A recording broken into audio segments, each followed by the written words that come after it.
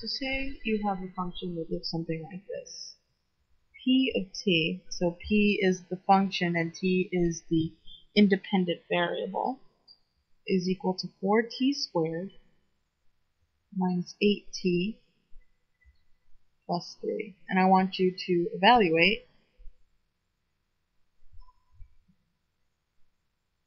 P of negative 2,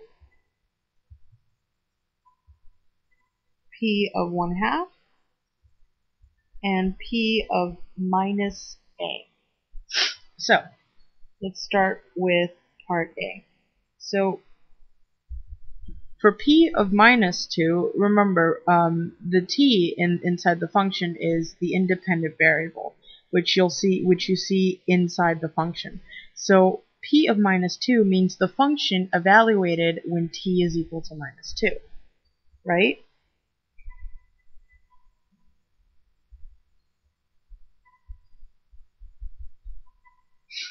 So what we do is since t is equal to minus 2 in this case, we replace every single t we see in the function with minus 2. So in this case, P of minus 2 is going to be 4 times minus 2 squared minus 8 times negative 2, and then plus 3. So simplifying, negative 2 squared is going to give us 4, so this becomes 4 times 4, minus 8 times negative 2, which is negative 16, plus 3, and then simplifying, this becomes 16 plus 16 plus 3, which gives us 35, right? Yep, 35. So that was P of negative 2.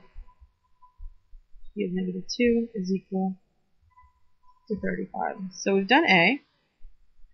Now let's go on to B. So we want to evaluate now P of 1/2. So we do the same thing.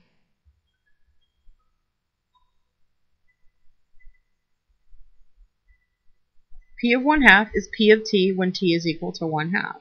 So let's rewrite this function over. It's 4t squared minus 8t plus 3.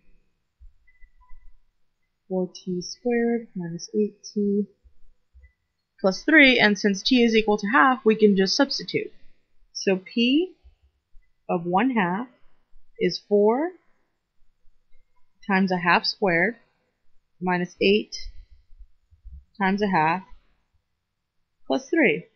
Now, a half squared is 1 over 4. Since 1/2 squared, what we do is distribute the square, so this becomes 1 squared over 2 squared, which is equal to 1 over 4. Alright, that was a weird looking one, but we'll let it slide. So this becomes 4 times 1 over 4 minus 8 times 1/2 is the same thing as 8 over 2, which is 4, and then plus 3. So 4 times a fourth, you can just, these two end up canceling themselves out, so we're just left with 1 here, minus 4 plus 3, which is equal to 0. So P of 1/2 is equal to 0. So there we go. Now we found the part B. Part C is a little bit trickier, but it uses the same idea. So part C is P of negative A, right? Yep. So we want to evaluate P of negative A.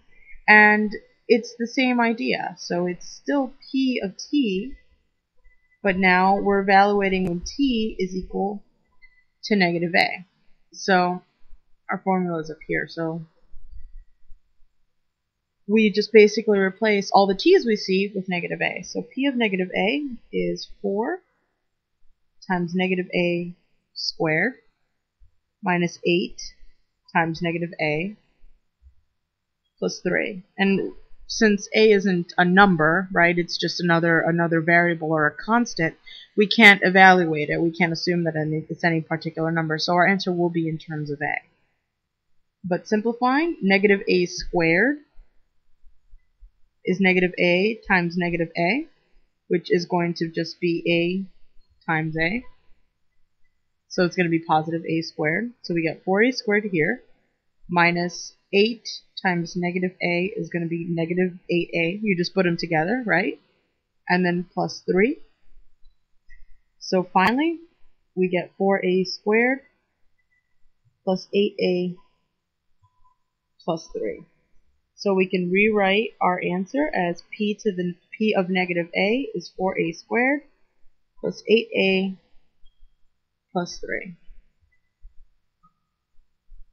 And that is our answer for C.